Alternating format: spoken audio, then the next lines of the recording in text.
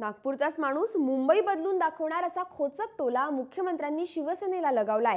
ते नागपूरमध्ये बोलत होते। मी मुख्यमंत्री पदावरून पाय उतार झाल्यानंतर मुंबईकरच म्हणतील की नागपूरच्या माणसाने मुंबई बदलून दाखवली असं वक्तव्य करत मुंबई महापालिका निवडणुकीच्या तोंडावर मुख्यमंत्र्यांनी शिवसेनेवर निशाणा साधलाय। मुंबईच्या विकासासाठी प्रयत्न करत असताना काही लोक विरोध करत असल्याची टीकाही शिवसेनेचं नाव न घेता मुख्यमंत्र्यांनी केली आहे। दरम्यान आमचं सरकार लोकांनी निवडून दिलंय, त्यामुळे लोकहिताचे निर्णय घेण्याचे अधिकार लोकप्रतिनिधींना आहेत, मंत्रालयातल्या सेक्रेटरींना नाही, अशा शब्दांमध्ये मुख्यमंत्र्यांनी नोकरशाहीचाही समाचार घेतलाय।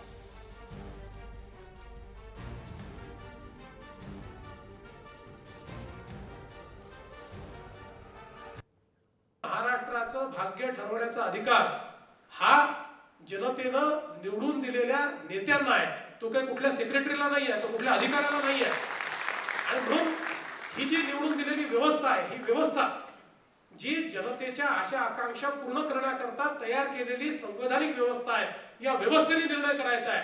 आणि मग जनहिताचा निर्णय असेल तर कोणाच्या बापाची चिंता करायची नाही, तो निर्णय करून टाकायचा। आणि तशाच प्रकारचं काम हे करायची सुरुवात आम्ही केली आहे।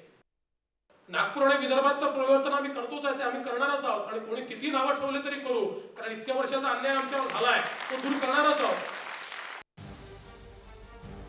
दरम्यान यावेळी केंद्रीय मंत्री नितीन गडकरींच्या हस्ते मुख्यमंत्र्यांना नागभूषण पुरस्कार देण्यात आला। सत्तेच्या ठिकाणी आम्ही दोघंही केंद्रबिंदू असून आमच्यात एकोपा असल्याचं सांगत नितीन गडकरींनी मुख्यमंत्र्यांवर स्तुतिसुमनं उधळली आहेत।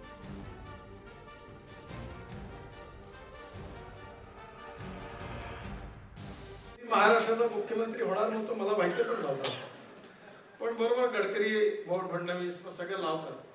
पण एक गोष्ट आमच्याकडे चांगली आहे आणि याचा श्रेय संघटनेला आणि विचाराला आहे की आमच्या दोघांमध्ये इतकं चांगलं संबंध आहे, कोऑपरेशन आहे, कोऑर्डिनेशन आहे आणि कम्युनिकेशन आहे आणि एकमेकाबद्दलचा सद्भाव आहे।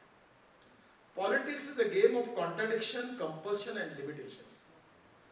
आणि राजकारण ईर्ष्या, महत्वाकांक्षा, अहंकार, द्वेष याचा एक नॅचरल खेळ आहे, याला कोणी अपवाद नाही आहे।